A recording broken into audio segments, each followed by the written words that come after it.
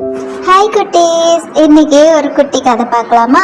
இந்த கதையில ஒரு மீனவர் மீன் பிடிக்க கடலுக்கு போவாராம். அவருக்கு கிடைக்கிற மீன்களை வச்சு அவருடைய வாழ்க்கையை நடத்திட்டு வந்தாரு. ரொம்ப ஏழ்மையா இருந்தாலும் ரொம்ப நேர்மையானவர். அவரோட வீடு அந்த கடலுக்கு பக்கத்திலே இருக்குமா. ரொம்ப குட்டி வீடு தான். அவருக்கு ஒரு மனைவியும் இருந்தாங்களாம். அப்படி இருக்கும்போது ஒரு நாள் அவர் மீன் பிடிக்கும்போது ஒரு அதிசயமான மீன் மாட்டுச்சான். அந்த மீன் பார்க்கறதுக்கு ரொம்ப அழகா இருந்துச்சான். அப்போ அந்த மீனை என்னை எப்படியாவது விட்டுரு, நீ என்ன வரம் கேட்டாலும் நான் அந்த வரம் வந்துட்டு உனக்கு கொடுத்துடுறேன், ஆனா நீ என்ன உயிரோட போக விட்டுறியா ப்ளீஸ்னு கேட்டுச்சான். உடனே இவரும் விட்டுட்டாராம். இப்போ நீ என்ன வரம் கேட்டாலும் நான் கொடுக்குறேன் அப்படின்னு கேட்டதுக்கு நான் ஒய்ஃபை கேட்டுட்டு வரேன்ட்டு அவன் பொண்டாட்டிக்கிட்ட போய் என்ன வர வேணும்னு கேட்குறான். அப்போ அவனுடைய மனைவி, இந்த வீடு ரொம்ப சின்னதா இருக்கு, எனக்கு பெரிய வீடு வேணும், போய் உடனடியா அந்த மீன் கிட்ட கேளுன்னு சொன்னாராம்.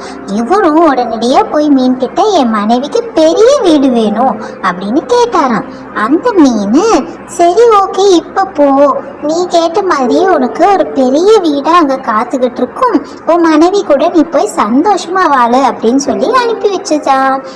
அவனும் வீட்டுக்கு ஒரு சந்தேகத்தோட போனா, பெரிய மாளிகை மாதிரி வீட்டு வாசல்ல அவனுடைய மனைவி நின்றுட்டு இருந்தாளாம். அவளுக்கு ரொம்ப சந்தோஷமாயிடுச்சான்.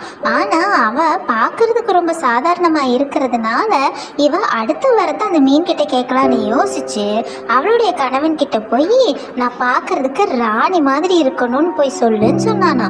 அவனும் மீன் கிட்ட வந்துட்டு, என் மனைவி ராணியா மாறணும், அந்த மாதிரி ஒரு வரம் கொடு அப்படின்னு கேட்டதுக்கு அந்த மீனும், சரி நான் நீ கேட்ட மாதிரியே அந்த வரத்தை கொடுத்துட்றேன் அப்படின்னு சொல்லிச்சான்.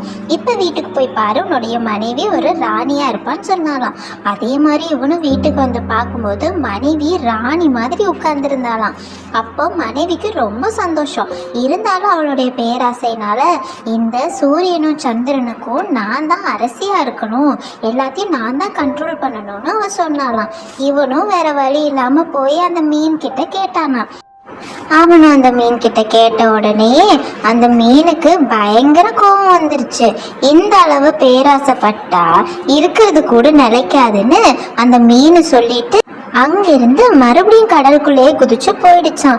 இவனும் சந்தேகத்தோடயே அவன் வீட்டுக்கும் போய் பார்த்தானா. அவன் மனைவி மறுபடியும் அதே பழைய வீட்டுல இருந்து வந்தானாம். அவளுடைய பேராசையை கேட்டு இவன் அண்ணனால எல்லாமே நஷ்டமா போயிடுச்சு.